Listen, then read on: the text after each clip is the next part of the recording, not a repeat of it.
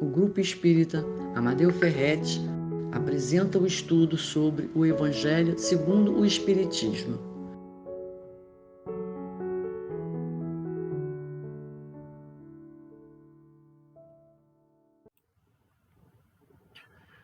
Olá, meus amigos do Amadeu Ferretti, ficamos felizes com mais essa oportunidade de conversarmos.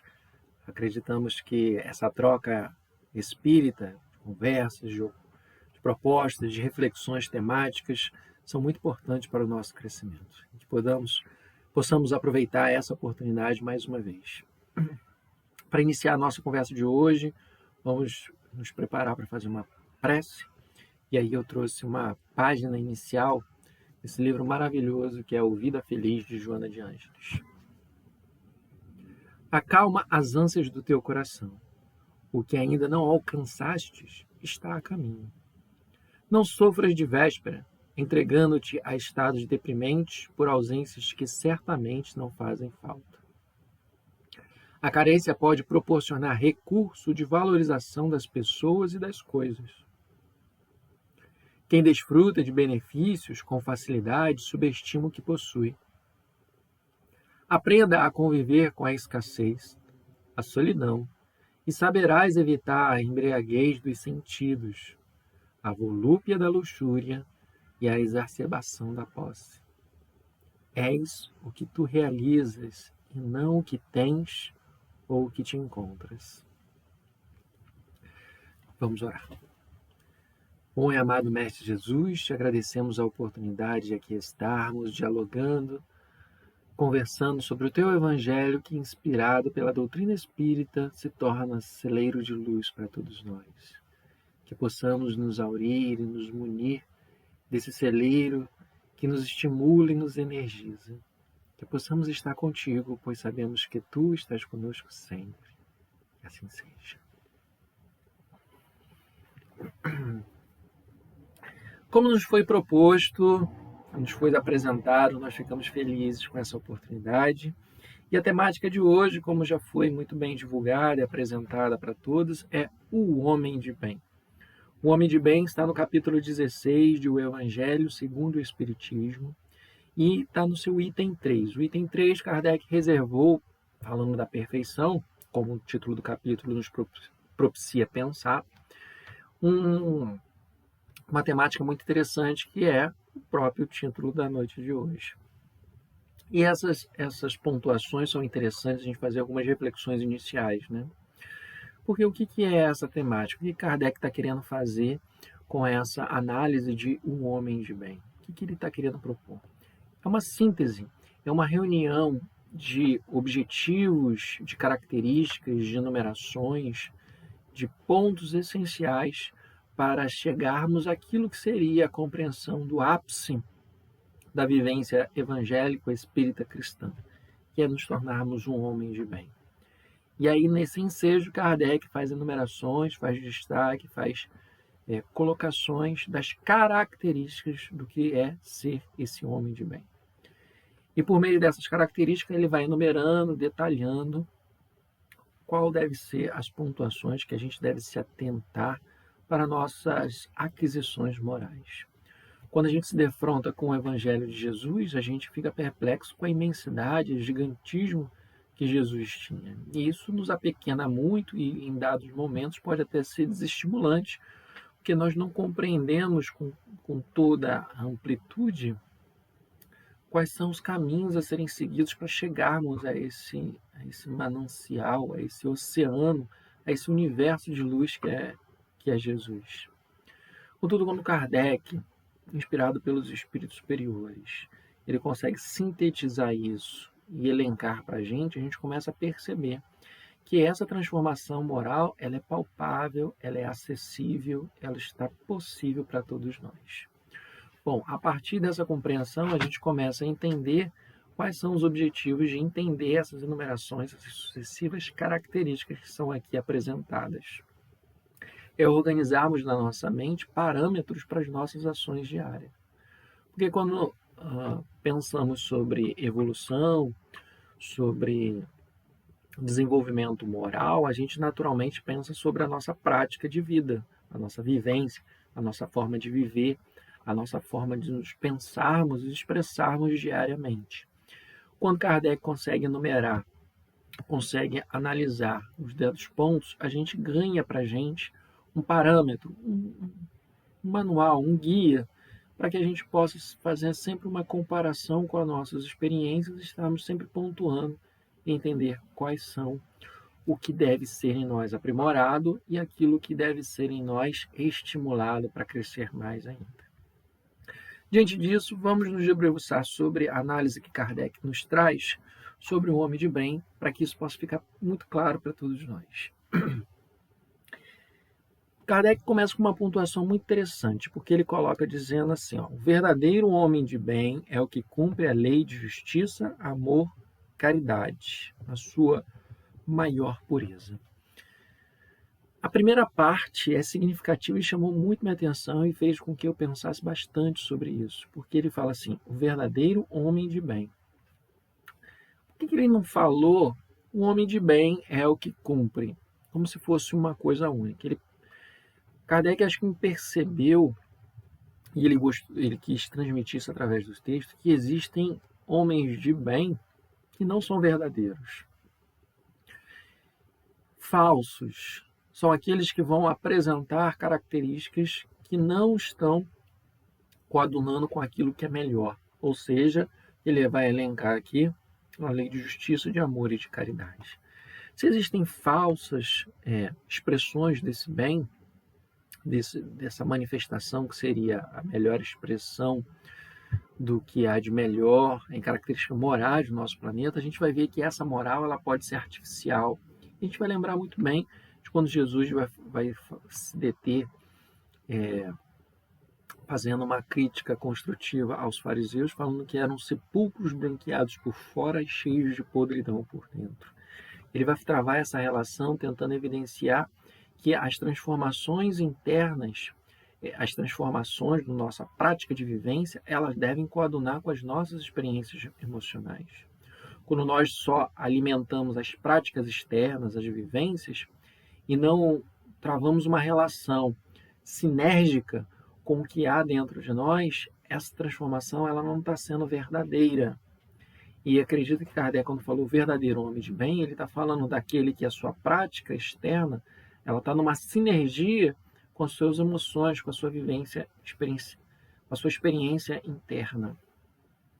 E é claro que nesse movimento a gente tem um processo de gradação, de crescimento, mas é extremamente natural esse processo.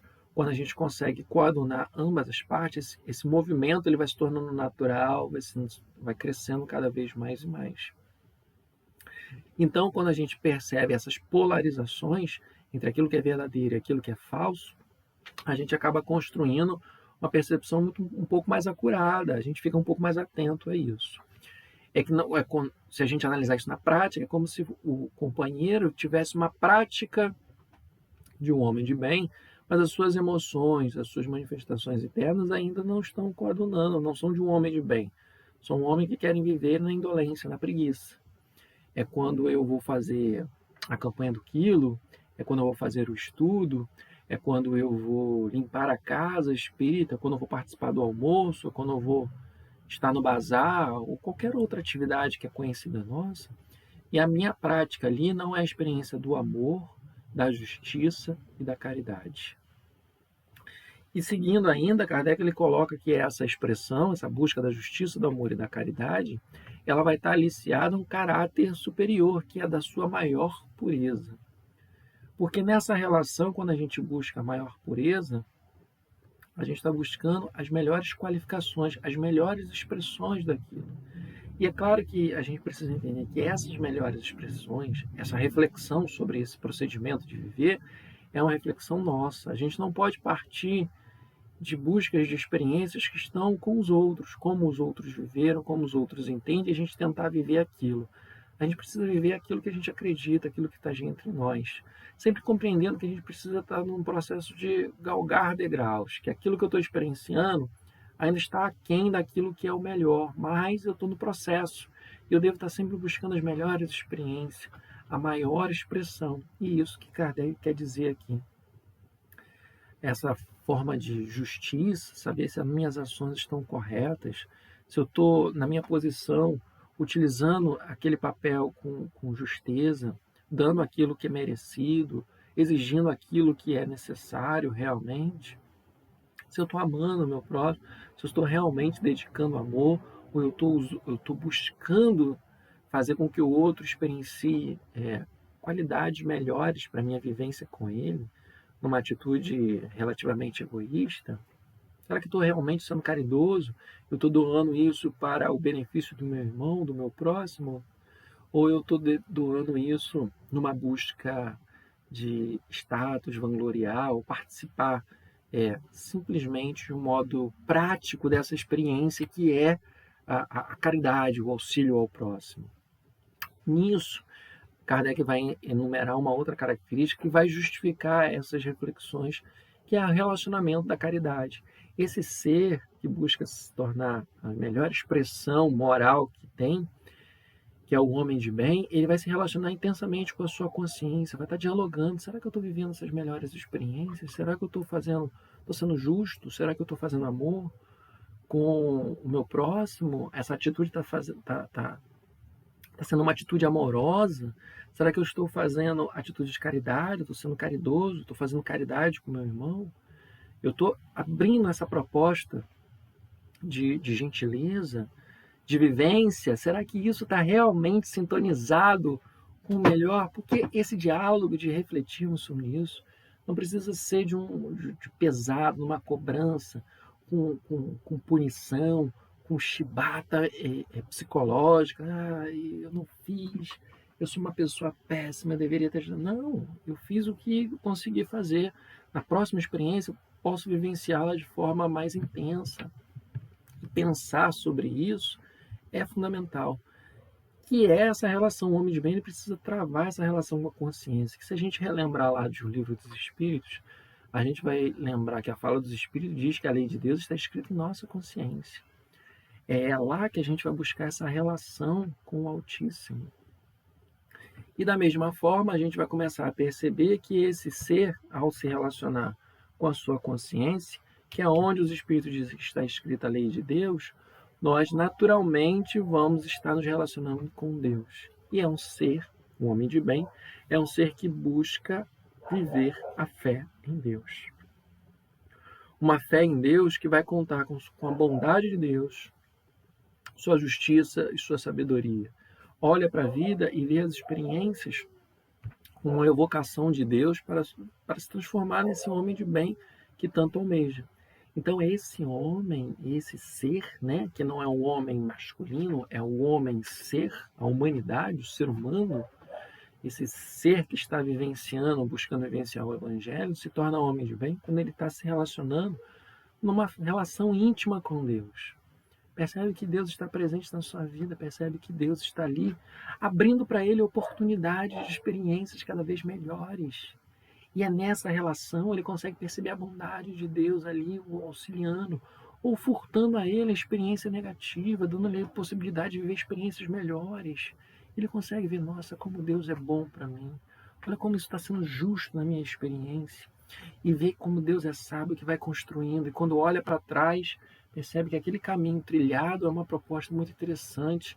É claro que é sempre mediado pelo nosso livre-arbítrio, as nossas escolhas, mas quando conseguimos relacionar bem com a consciência, nós tendemos a fazer as melhores escolhas para a gente. E se ele tem uma fé em Deus, ele começa a se relacionar de uma forma muito saudável com o seu futuro, porque ele deposita no futuro as suas melhores experiências. E depositar a sua percepção de vida no futuro é entender a vida espiritual. Porque todos nós estamos aqui e sabemos que é de passagem. Essa experiência material vamos ser todos levados ao processo de desencarne. E aí retornaremos para a vida espiritual. Então, naturalmente, a gente deposita a fé na vida futura, que é a vida espiritual, que é plena, perene, que a gente está sempre em constante relação. A todo instante, mesmo envolvidos por esse corpo material, nós podemos viver essa relação intensa, que é depositando as nossas experiências, a nossa mente, o nosso pensamento, a nossa prática diária, depositar ela numa relação mais intensa com as questões espirituais, amor, afeto, sentimentos mais superiores, e aos poucos nos descolando das práticas materiais, perdendo um pouco o apreço pelas experiências mais materialistas, por aquilo que está nos envolvendo, seja o dinheiro, seja a sedução exagerada, seja o sexo exacerbado, a alimentação de forma desgovernada, o cuidado e o zelo pelo organismo material de forma exagerada, de forma que vai muitas vezes nos conduzindo a experiências mais dolorosas, ou vivendo relações com o outro de formas possessivas, doentias, violentas. Tudo isso é um conjunto de experiências que faz nos apegarmos muito mais à materialidade. E quando nós nos sintonizamos mais com as questões espirituais, ou seja, nos relacionamos com outras pessoas pela sua honestidade, pela sua sinceridade, pela sua boa forma de viver, buscamos na vivência vivermos a qualidade da vida. Na prática esportiva, buscamos compreender que aquela experiência é para a preservação da saúde, para a manutenção do nosso egoísmo. Entendemos que o passeio é um momento de lazer, de experiência com o outro, de envolvimento, de troca, e conectamos muito mais com a experiência com o outro do que propriamente por viver as práticas materiais que o passeio nos envolve. Sabemos que a casa espírita é um movimento de sinergia, de contato, de alegria, de felicidade. E vemos nas práticas, seja trabalhando na recepção, seja trabalhando na divulgação, seja no estudo, na direção, na organização da casa, em qualquer posto que a gente ocupe, a gente passar a perceber que aquela experiência é uma experiência sensorial, é uma experiência espiritual, que eu estou me promovendo a perceber a energia, me perceber a vivência que aquilo está. E eu vou transformando um pouco as minhas experiências. Percebo que o lar me convida a ser mais sereno, ou a ser mais ativo, que o lar me convida a desafios, em que eu preciso perceber que esse desafio é um estimulante ao meu crescimento e que eu vou dosando. Às vezes o companheiro que vive comigo me exige muito mais da paciência, esse companheiro às vezes me exige muito mais o amor, a generosidade. O filho que me foi confiado exige de mim um maior esforço, maior trabalho para dar-lhe um futuro melhor, lhe dando orientação, fazer com que essa criança perceba que a vida ela é de experiências positivas, que ela deve ser honesta, digna, respeitosa, caridosa, que o saber deve ser uma busca incessante na sua vida, do que propriamente o ter.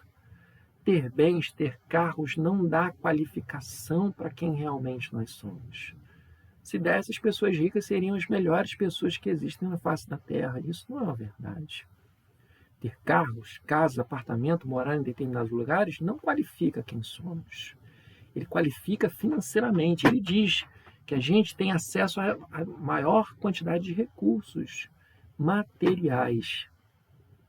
Quando nós praticamos a caridade, a generosidade, o abraço, nós somos percebidos como pessoas que têm possibilidade, que nos dão acesso a recursos espirituais. E se a gente deposita fé no futuro, como é uma das características do homem de bem, a gente passa a viver de uma forma muito mais qualificada na nossa experiência. E a gente começa a entender a vida. O homem de bem, ele entende a vida, como é que ela funciona. A gente entende que as experiências são de engrandecimento. A gente começa a viver de uma forma muito mais equalizada com o que realmente vamos encontrar. Se a gente deposita fé no futuro e a gente acredita nisso, a gente passa a viver diariamente, constantemente, esperando a vida espiritual, entendendo que a minha conexão com aquela vivência espiritual mais superior, ela está ligada diariamente ao meu dia a dia, é lavando a louça, é limpando a casa, é no trabalho, é na lida do dia a dia, é na caminhada diária, é indo para a casa espírita, é durante o estudo, em diversos momentos eu estou ali vivendo a experienciação mais positivas, é eu estar olhando qual é a minha atitude, qual é o mais correto a se fazer, porque é comum nós sermos criados por nossos pais e desenvolvermos hábitos e costumes que às vezes estão dentro de uma prática natural da vivência, na nossa perspectiva, contudo ela ainda está muito distante, destacada daquilo que é viver como um homem de bem. E aí a gente passa a perceber que essa vivência humana para o bem, ela exige que eu mude minhas atitudes, que eu persevere, às vezes numa prática. Às vezes tem pessoas que entendem que ali furtar a plantinha que foi cultivada por uma pessoa numa residência é natural. Não, tá ali, tá sobrando, eu arranco a planta e levo. Será que essa forma a expressão mais correta? Será que eu deveria pedir, bater a porta, solicitar? Se eu não tenho, se não me oferece, como que eu deveria fazer? Qual é a melhor atitude? Porque às vezes fazer esse pequeno furto que parece ser natural, de pequena porte irrisório, nos faz pensar sobre qual é o nível nosso de egoísmo, qual é o nosso nível de relação com o próximo. Será que a gente está realmente amando o próximo? Porque nós devemos, na busca de ser homens, seres humanos, que estão buscando o bem e o bom, devemos materializar e sermos possuídos pela caridade e o amor ao próximo. Se a gente destacar a expressão possuído, a gente começa a entender um pouco melhor. Porque a ideia de possuído está ligada ao quê? Né? Aquilo que domina, aquilo que governa, aquilo que direciona as atitudes. Né? Quando a gente trata da obsessão, anteriormente falava-se na possessão, né? Que usualmente era falado sobre os espíritos que dominam, seria o último estágio, né? Que dominam o ser, guiam seus pensamentos, suas ações, transformam quase marionetes. Nesse caso aqui, ser possuído é ser dominado, onde nossos impulsos, nossas ações são movimentados pela caridade, pelo amor ao próximo. Entender a posição do outro, se colocar no outro. Nossa, o outro está fazendo isso. Às vezes o irmão está limpando o salão com tanto carinho e a gente chega com aquele sapato sujo da chuva e sai pisando. E a gente, não, mas eu tô chegando, eu preciso entrar, eu preciso... E a gente está olhando só para a gente, a nossa necessidade, eu preciso entrar, eu preciso sentar. Mas quando a gente entra e olha lá, poxa, o irmão limpou com tanto carinho, deixa eu só limpar aqui o pé antes de entrar, com um jeitinho, deixa eu deixar o meu guarda-chuva que está pingando aqui no cantinho, ou botar dentro da sacola para não sujar. O irmão se dedicou tanto para limpar, assear a casa, para que eu pudesse chegar aqui tão bem, e eu vou sujar a casa pensando só na minha necessidade. Será que isso não é uma atitude muito mais equilibrada e saudável? E também não deixa de ser uma caridade, uma ação caridosa, que é se doar para o outro. E quando essa pessoa, esse ser, consegue compreender que essa ação ela é mais saudável, a melhor, começa a estabelecer, assim, uma relação de satisfação. Em fazer o bem, encontra a satisfação em fazer o bem, não encontra a satisfação no retorno que o outro dá. Nossa, fulano, você foi tão caridoso, generoso, eu demorei tanto limpando esse salão e você limpou o sapato com tanto carinho. Ou você sabia que ia chegar com sapatos muito sujos de lama, você trouxe um outro sapato para calçar aqui, deixando esse sapato aí do lado de fora, tá com o chinelinho. Nossa, você foi tão dedicado. Às vezes a gente quer ouvir isso, né? E a gente não está encontrando satisfação realmente na prática. A gente está encontrando satisfação no que os outros estão olhando para nós. E é isso que a gente precisa trabalhar, é a prática, a própria experiência, viu? Assim, nossa, eu estou ajudando o próximo, isso aqui é tão gostoso, é tão bom, estou me sentindo tão bem em fazer isso. Porque quando encontramos essa satisfação, a nossa prática em querer ajudar o próximo vai se tornando cada vez mais natural. A gente começa a ajudar as pessoas porque a nossa satisfação está ali, em vivenciar aquilo, a gente perceber que a gente está auxiliando o próximo, mesmo antes.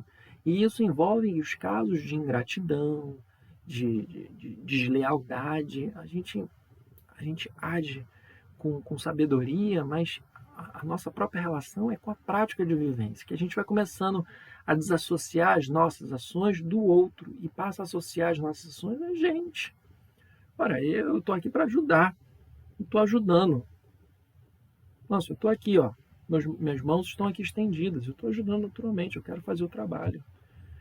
Mas quando às vezes a gente associa aos outros, a gente assim, nossa, isso aqui fulano vai adorar, eu vou fazer assim porque fulano vai adorar. E aí eu fico esperando a pessoa me dar o retorno e eu não ouço aquilo e às vezes eu fico magoado, eu fico triste. Geram milindres, né? Milindre é terrível na casa espírita. E às vezes a gente está envolvido por essa energia e a gente não está sintonizando com as melhores faixas vibratórias, dando guarida a dissensões na casa espírita que não é de bom proveito. Assim, Kardec vai dizendo que esse homem de bem, ele é bom. É interessante essa afirmação, vocês não acham? Porque dizer que um homem de bem é bom não seria uma redundância? Eu pensei inicialmente assim, fui fazer uma pequena pesquisa e percebi que bem e bom tem diferenças sutis, mas profundas. A ideia de bem está associada de melhoramento, daquilo que é o melhor. A ideia de bem está associada com aquilo que se diz que está sendo aprimorado. Então, assim, a gente entende melhor que a ideia de um homem de bem, um ser humano de bem, é um homem que está buscando o seu aprimoramento, a sua melhoria, a sua qualificação moral. Enquanto que o bom está ligado com as qualidades mais superiores daquele grupo. A bondade, a misericórdia, a indulgência, todas aquelas qualidades superiores são consideradas boas. Então, o homem de bem é bom. Por que ele afirma isso? Porque esse melhoramento moral desse ser está associado às maiores qualidades que nós temos de misericórdia, de indulgência, de caridade, de benevolência, de se tornar um ser magnânimo, né? Ser benevolente para com o outro. E esse mesmo ser, ele vai se tornando cada vez mais respeitoso, porque o amor ao próximo é seu lema, e ele respeita os outros. E o respeitar, a gente precisa deixar muito bem claro que não é necessariamente a gente absorver a ideia do outro. Respeitar é a gente entender a nossa posição, entender a posição do outro. Entendendo a posição do outro, a gente entende que a nossa vivência depende só de nós. Por mais duro que seja, às vezes é dentro da família, né? Às vezes é o marido, é a esposa que não compreende a posição e você precisa respeitar aquela posição do companheiro que está ali, sobrepondo os seus valores, sobrepondo o seu ego e respeitando, deixando a pessoa viver aquelas experiências, porque a gente entende esse ser que está buscando a melhoria, se tornar um homem de bem, ele vai começar a entender que ele precisa respeitar tanto quanto ele deseja ser respeitado. Essa relação de dar ao outro na medida de si, Jesus já afirmou, porque amar ao próximo como a nós mesmos. Que nós, em todas as circunstâncias, queremos o nosso bem. Em todas as circunstâncias, queremos o melhor. E nessa experiência do bem, do melhor e do bom, a gente vai se tornando cada vez maior, mais forte, mais grande, mais poderoso, né? Mais grande é até uma redundância, né? A gente vai se tornando mais poderoso espiritualmente, a gente vai se tornando mais energizado com as melhores forças que a gente pode ter para a gente nessa fortificação. E esse ser que respeita o outro, ele vai se tornando cada vez mais propício a perdoar, entende a falha do outro, porque tem como guia a caridade. A caridade é o lema, né? O próprio Evangelho tem uma ponderação muito interessante de falar que a caridade é o que dá a salvação para todos nós. Então ele não odeia, ele perdoa, ele entende que a sua relação consigo deve ser uma relação de paz, para ele vivenciar isso nas melhores. E quando ele lidar com o outro, ele não evidencia as dificuldades do outro. Ele olha a dificuldade, nossa, aquele irmão ali, ele é bem intransigente, ele não consegue entender que às vezes ele pode estar errado, ele sempre acredita que está certo. E ele guarda consigo, trata a relação de respeito, constrói a relação de uma forma saudável, mas sem ficar nas fofoquinhas, sem falar, nossa, tu viu como fulano, ele não entende, não aceita a palavra? Guarda aquilo. Mas sabe que se o irmão um dia lhe procurar, confidenciando dificuldades, pedindo ajuda, e você perceber que aquilo está associado àquela dificuldade que você percebeu, dá o feedback para a pessoa, dá o retorno, de uma forma generosa, caridosa, da mesma forma que a gente queria que falasse conosco, tentando destacar que aquilo ali é um processo que ele só precisa requalificar. E uma das características fundamentais é que esse ser, homem de bem, percebe a vida e a usa sem abusar. Entende que a vida é uma proposta de crescimento.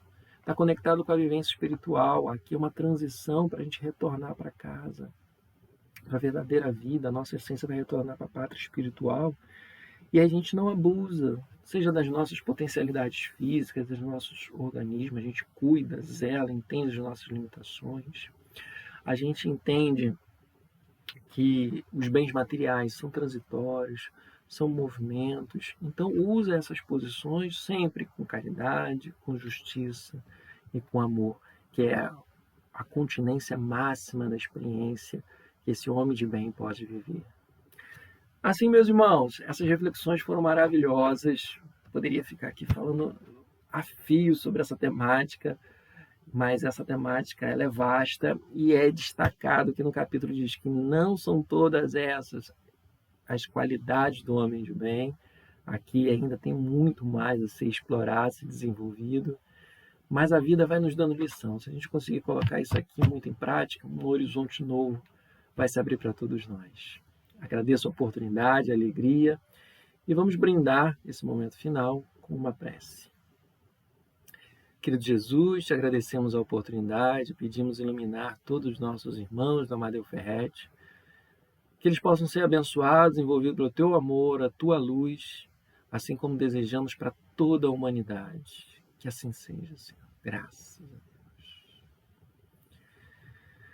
Renovo meus agradecimentos, desejando tudo muita paz. Abraço a todos, fiquem com Deus. Convidamos a todos para assistirem à nossa próxima palestra. Aguardamos vocês!